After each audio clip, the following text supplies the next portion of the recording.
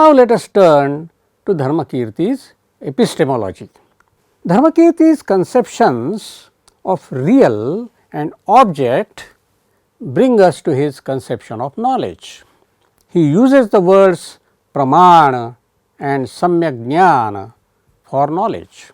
Here it should be clearly noted that though Dharmakirti is adopting the categorical framework of Pramana and Prameya primarily introduced by Nyaya, his notion of Pramana is fundamentally different from the Nyaya notion in that by the word Pramana, Dharmakirti primarily means knowledge and not means to knowledge.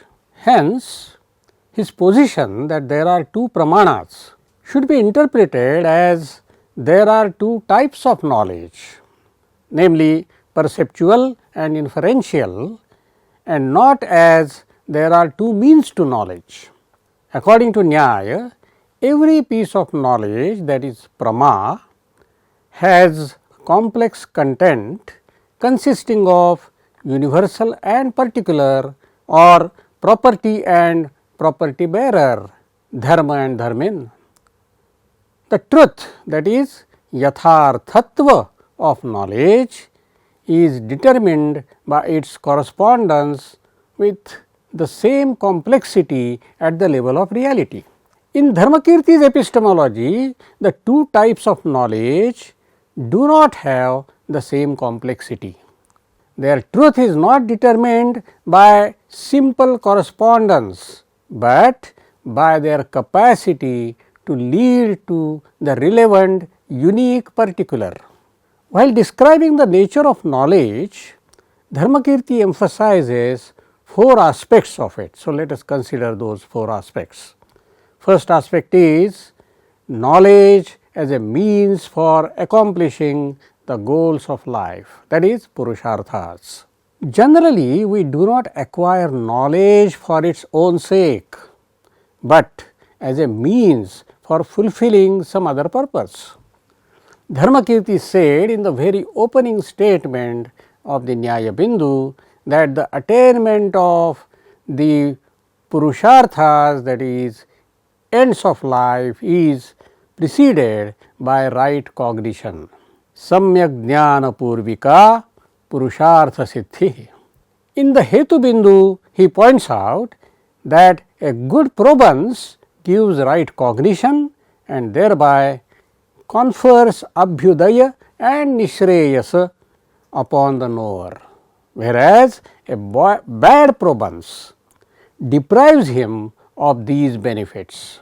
The second feature of Dharmakirti's concept of knowledge is that knowledge as cognition which is not discordant with the object, that is avisamvadi jnanam.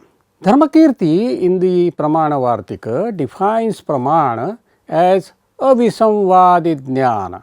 Here it should be noted that though avisamvada literally means non-discordance or coherence, Dharmakirti, when he defines Pramana in terms of avisamvada, is not advocating a coherence theory, but rather a peculiar form of correspondence theory. Every instance of knowledge is non-discordant in that it corresponds to the relevant particular directly or indirectly. That is, as grahya, that is directly, or adhyavaseya, indirectly. Experience corresponds to the particular directly. Inferential knowledge, though directly concerned with a universal, corresponds to a relevant particular indirectly. Now, we come to the third feature of knowledge, knowledge as a new introduction to an object. Dharmakirti adds one more element to his conception of Pramana. The object of knowledge, according to him, should not have been previously known. Every case of knowledge should be a new introduction to an object. This element helps him to keep memory cognition and judgmental perception out of the realm of Pramana, as they are repetitive in nature. Dharmakirti recognizes this aspect of Pramana, probably keeping in view that a person tries to acquire knowledge not in order to repeat what he already knows, but in order to know something new. Now, the fourth feature, let us consider that Dharmakirti also had a pragmatic approach to knowledge, which sets limits to its absolutistic understanding. Knowledge is true cognition, and truth of knowledge is determined by its direct or indirect correspondence with a relevant object. However, we are not talking about correspondence here in the strict sense of the term, particularly when we are talking about indirect correspondence with a relevant object. For instance, the direct object of inferential knowledge is a universal, for instance, fire universal, through which we determine there to be fire particular.